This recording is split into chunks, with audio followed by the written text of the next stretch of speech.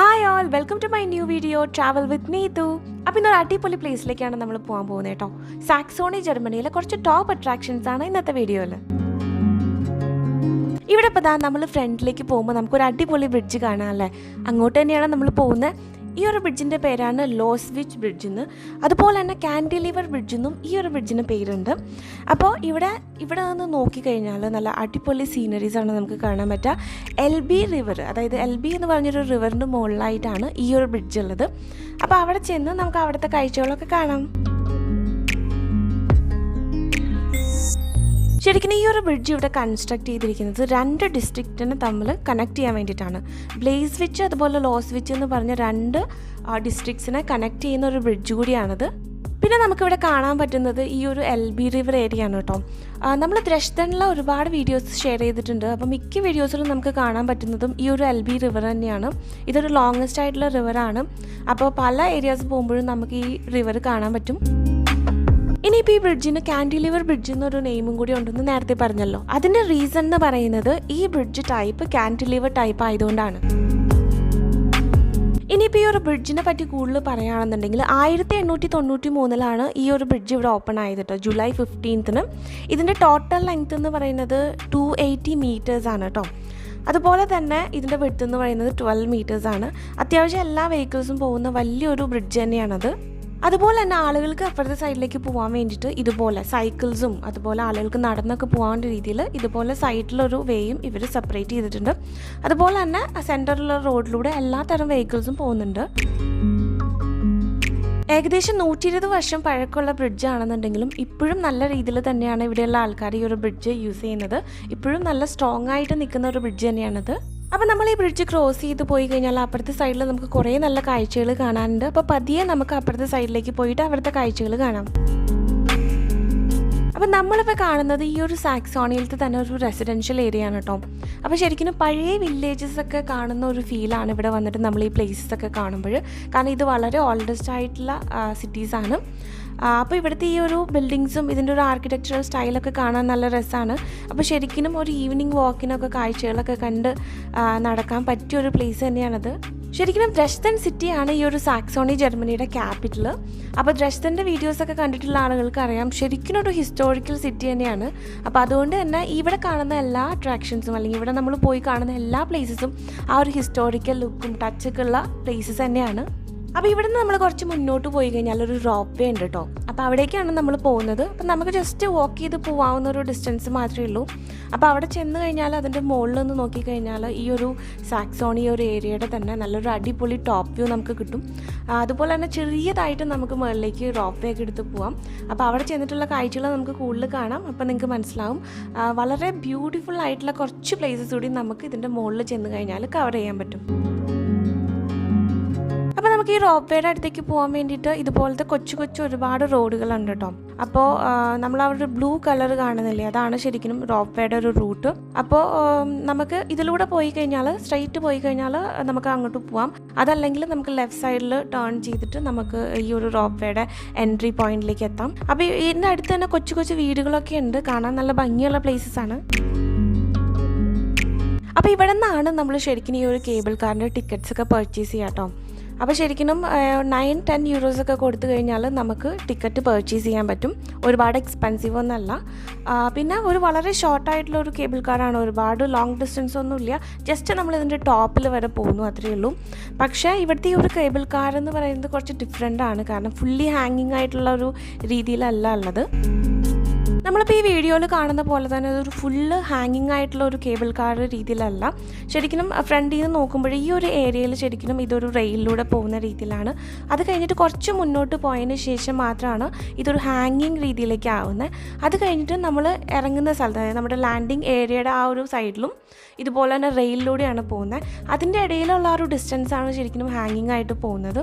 അപ്പോൾ നമുക്ക് ഈ ഒരു വീഡിയോ കാണുമ്പോൾ അത് നന്നായിട്ട് മനസ്സിലാവും. ശരിക്കും നമുക്ക് ഈ ഒരു കേബിൾ കാർ എടുക്കുന്നത് വഴി നമുക്ക് കിട്ടുന്ന ഒരു ബെനിഫിറ്റ് എന്താണെന്ന് വെച്ചാൽ നമുക്ക് ഈ ഒരു ദ്രഷ്ദൻ സിറ്റിയുടെ തന്നെ അടിപൊളി ഒരു ഏരിയൽ വ്യൂ കിട്ടും എന്നുള്ളതാണ്. കാരണം നമുക്ക് ഫ്രണ്ടിൽ നിന്നും ബാക്കിൽ നിന്നും അങ്ങനെ ചുറ്റിനുള്ള ഒരു 360 ഡിഗ്രി വ്യൂ, അതും ടോപ്പ് വ്യൂ നമുക്ക് കിട്ടും എന്നുള്ളതാണ് നമുക്ക് ഏറ്റവും ഇവിടെ എൻജോയ് ചെയ്യാൻ പറ്റുന്ന ഒരു കാര്യം. അപ്പോൾ എവറി 15 മിനിറ്റ്സിലാണ് ഇവിടെ കേബിൾ കാർസ് ഉള്ളത്. അപ്പോൾ ആൾക്കാരുള്ളതനുസരിച്ച് അവർ കൂടുതൽ ട്രിപ്സ് ചെയ്യുന്നുണ്ട്.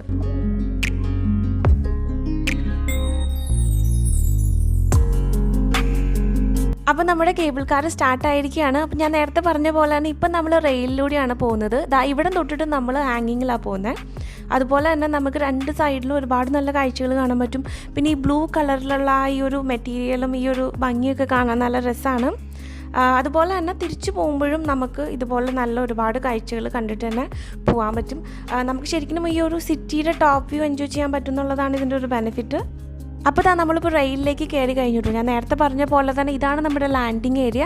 അപ്പോൾ ഈ ഒരു ഏരിയയിലും നമ്മൾ റെയിലിലൂടെ പോകുന്നത്. തൊട്ട് താഴെ ഒരു റോഡുണ്ട്, അതുകൊണ്ടാണ് ആ റെയിൽ അവിടെ കട്ടായത്. അപ്പോൾ നമ്മൾ ടോപ്പിലെത്തിയിട്ടുണ്ട് കേട്ടോ. അപ്പോൾ നമുക്ക് ഇവിടെ നിന്ന് നോക്കിക്കഴിഞ്ഞാൽ നല്ല അടിപൊളി ഒരു വ്യൂ കിട്ടും. ശരിക്കും ഈ ഒരു സിറ്റി നന്നായിട്ട് കാണാൻ പറ്റും. നമ്മൾ കുറച്ച് ദൂരേക്ക് നോക്കിക്കഴിഞ്ഞാൽ നമ്മളിപ്പോൾ ക്രോസ് ചെയ്ത് വന്ന ആ ഒരു ലോറ്റ്സ്വിഗ് ബ്രിഡ്ജ് നമുക്ക് കാണാൻ പറ്റും. അപ്പോൾ ശരിക്കും അതിൻ്റെ അടുത്ത് തന്നെയാണ് ഈ ഒരു പ്ലേസ് കേട്ടോ. നമുക്ക് വാക്കബിൾ ഡിസ്റ്റൻസ് മാത്രമേ ഉള്ളൂ. ഇപ്പോൾ ഇവിടെ ഒന്ന് നോക്കിക്കഴിഞ്ഞാൽ നമുക്ക് ആ ഒരു LB റിവർ ഒഴുകുന്ന ആ ഒരു റൂട്ട് കാണാൻ പറ്റും കേട്ടോ. അപ്പോൾ നമ്മൾ ദർശനിൽ പല സ്ഥലത്ത് പോയാലും നമുക്ക് ഈ ഒരു LB റിവറിൻ്റെ കുറേ ഏരിയാസ് കാണാൻ പറ്റും.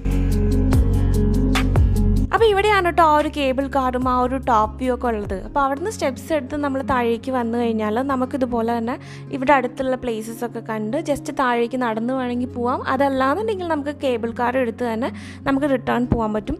അപ്പോൾ നമ്മൾ പർച്ചേസ് ചെയ്തിരിക്കുന്ന ടിക്കറ്റ് നമുക്ക് അപ്പ് ആൻഡ് ഡൗൺ ആണ്. അപ്പോൾ അതുകൊണ്ട് തന്നെ നമുക്ക് കേബിൾ കാർ എടുത്ത് തന്നെ തിരിച്ച് പോകാൻ പറ്റും. അപ്പോൾ എല്ലാ 15 മിനിറ്റ്സിലും കേബിൾ കാർസ് ഉള്ളതുകൊണ്ട് തന്നെ പിന്നെ അത് മാത്രമല്ല വലിയ തിരക്കൊന്നുമില്ല. അപ്പോൾ അതുകൊണ്ട് തന്നെ നമുക്ക് പെട്ടെന്ന് തന്നെ താഴേക്ക് കേബിൾ കാർസ് എടുത്ത് പോവാം. അപ്പോൾ ഇവിടെ നിന്ന് നമ്മൾ താഴേക്ക് ഇറങ്ങുമ്പോഴും നമുക്ക് ആ താഴേക്കുള്ള ആ ഒരു വ്യൂസും ശരിക്കും കിട്ടും എന്നുള്ളതാണ്. അപ്പോൾ നമ്മൾ ഇവിടേക്ക് വരുമ്പോൾ ശ്രദ്ധിക്കേണ്ട മറ്റൊരു കാര്യം എന്ന് പറയുന്നത് ഇവിടുത്തെ ടൈമിങ്സ് ആണ്. രാവിലെ 10 മണി തൊട്ട് 6 മണി വരെ മാത്രമാണ് ഇവിടെ ഓപ്പൺ ചെയ്തിട്ടുണ്ടാവുക. അപ്പോൾ ആ സമയത്ത് വന്നാൽ മാത്രമേ നമുക്ക് ഈ കേബിൾ കാർസ് എടുക്കാനും മുകളിലേക്ക് വരാനൊക്കെ പറ്റുള്ളൂ. അപ്പോൾ ഇവിടേക്ക് വരുന്ന ആൾക്കാർ ഡെഫിനറ്റായിട്ടും ആ ഒരു ടൈമിംഗ് കൂടി ചെക്ക് ചെയ്തതിന് ശേഷം വരിക. അപ്പോൾ നമുക്ക് ഇവിടെ തിരിച്ചു പോകാനുള്ള കേബിൾ കാർ സ്റ്റാർട്ടായിട്ടുണ്ട്. അപ്പോൾ തിരിച്ചു പോകുന്ന വഴിക്കുള്ള കുറച്ച് കാഴ്ചകൾ നമുക്ക് കാണാൻ പറ്റും. സിറ്റിയുടെ അപ്പുറത്തെ സൈഡ് ടോപ്പിൽ നിന്നുള്ള താഴേക്ക് ഇറങ്ങുമ്പോൾ ഉള്ള വ്യൂ നമുക്ക് കവർ ചെയ്യാൻ പറ്റും. അപ്പോൾ മോളിൽ നിന്ന് താഴേക്കുള്ള ഈ ഒരു സിറ്റി വ്യൂയും കൂടി നമുക്ക് കണ്ടാസ്വദിക്കാൻ പറ്റും. ഇനിയിപ്പോൾ നമ്മൾ കാണാൻ പോകുന്നത് ഇവിടെ അടുത്ത് തന്നെയുള്ള ഒരു അടിപൊളി പാലസാണ്. അപ്പോൾ നമുക്ക് അവിടെ പോയിട്ട് പെട്ടെന്ന് അവിടുത്തെ കാഴ്ചകൾ കാണാം. അപ്പോൾ നമ്മൾ ആ ഒരു പാലസിൻ്റെ ഏരിയയിലേക്ക് എത്തിക്കഴിഞ്ഞു. ലിങ്നർ പാലസ് എന്നാണ് ഈ ഒരു പാലസിൻ്റെ പേര് കേട്ടോ. ശരിക്കും കാണാൻ വളരെ ഭംഗിയുള്ളൊരു പാലസാണ്. നമ്മൾ ഈ പറഞ്ഞ ബ്രിഡ്ജിൻ്റെ തൊട്ടടുത്ത് തന്നെയാണ്. അപ്പോൾ അവിടെ വരുന്ന ആളുകൾക്ക് ഈ ഒരു പ്ലേസും വന്ന് കാണാൻ പറ്റും. ഇതൊരു 19th സെഞ്ച്വറിയിലുള്ള ഒരു പാലസാണ് കേട്ടോ. അപ്പോൾ ശരിക്കും ഇതിൻ്റെ ബാക്ക് സൈഡിൽ ചെന്നാലൊരു ടോപ്പ് വ്യൂ ആണുള്ളത്. അപ്പോൾ അവിടെ കുറേ റെസ്റ്റോറൻറ്റ്സൊക്കെയാണ് ഇപ്പോൾ ഉള്ളത്.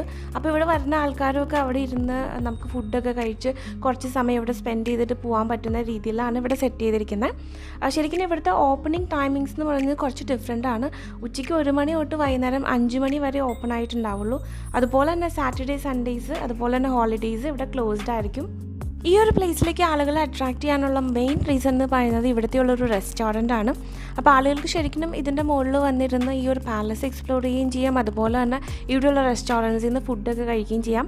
സമ്മർ സീസണിലാണെന്നുണ്ടെങ്കിൽ വന്നിരിക്കാൻ പറ്റിയൊരു പ്ലേസ് തന്നെയാണ്. പിന്നെ നമുക്ക് എടുത്ത് പറയേണ്ടത് ഇതിൻ്റെ അടുത്തുള്ള ഒരു വ്യൂ ആണ്. അപ്പോൾ നിങ്ങൾ ഈ കാണുന്ന പോലെ തന്നെ ഒരു ടോപ്പ് ഏരിയയിലാണ് ഈ ഒരു പാലസ് ഉള്ളത്. അപ്പോൾ നമ്മൾ നേരത്തെ കണ്ട LB റിവറിൻ്റെ ഒരു ക്ലോസപ്പ് വ്യൂ ആണ് നമുക്കിപ്പോൾ ഇവിടെ കിട്ടുക. അപ്പോൾ ശരിക്കും ഈ ഒരു സൈഡിലായിട്ടാണ് ഈ ഒരു റെസ്റ്റോറൻറ്റ്.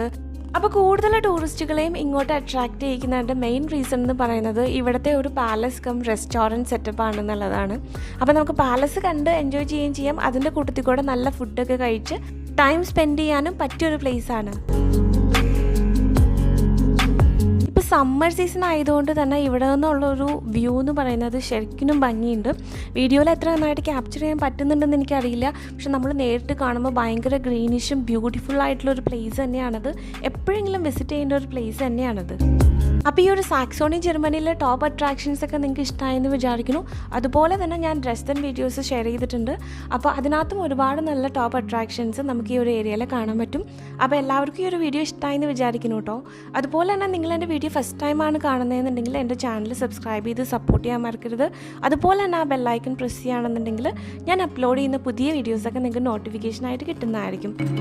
അപ്പോൾ ഇനിയും ഒരുപാട് നല്ല ട്രാവൽ വീഡിയോസായിട്ട് നമുക്ക് വീണ്ടും കാണാം. Thanks to all for watching my video. See you again. Bye bye.